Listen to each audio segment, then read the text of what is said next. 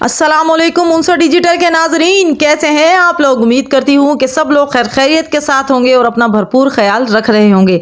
आज हमारी वीडियो का जो मौजू है वो हज़रत इस्माइल अलैहिस्सलाम की विलादत बासआदत के मुतालिक है, तो वीडियो को शुरू से एंड तक लाजमी देखिएगा और सब्सक्राइब करना ना भूलिएगा और बेल आइकन को भी प्रेस कर लीजिएगा ताकि हमारी आने वाली इसी तरह मजीद मुफीद मालूमात पर मबनी वीडियोस आपको बर वक्त मिल सकें। तो जब नमरूद की हलाकत के बाद हज़रत इब्राहीम अलैहिस्सलाम ने अपने तमाम हवारियों और अपनी बीवी सारा के साथ हिजरत की तो आप लोग मिस्र में तशरीफ ले आए। मिस्र के बादशाह ने हज़रत सारा अलैहिस्सलाम जो कि एक निहायत ही खूबसूरत खातून थी, उन पर बुरी नज़र डालना चाहिए और आपकी तरफ गलत इरादे के साथ हाथ बढ़ाना चाहा तो अल्लाह ताला ने उसके हाथ को शल कर दिया।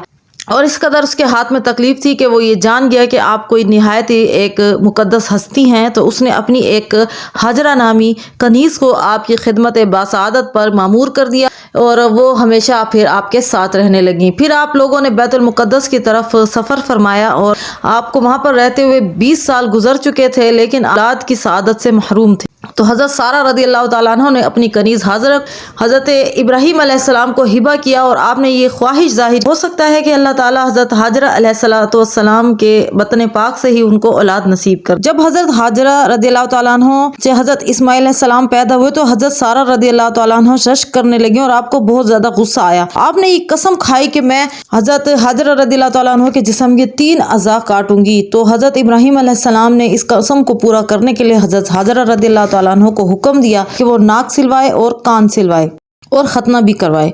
तो इसी तरह हुआ। तो हज़रत हाजरा रज़ी अल्लाह तआला अन्हा वो पहली खातून थी जिन्होंने नाक कान छिदवाए और अपने बेटे की ख़तना भी करवाई।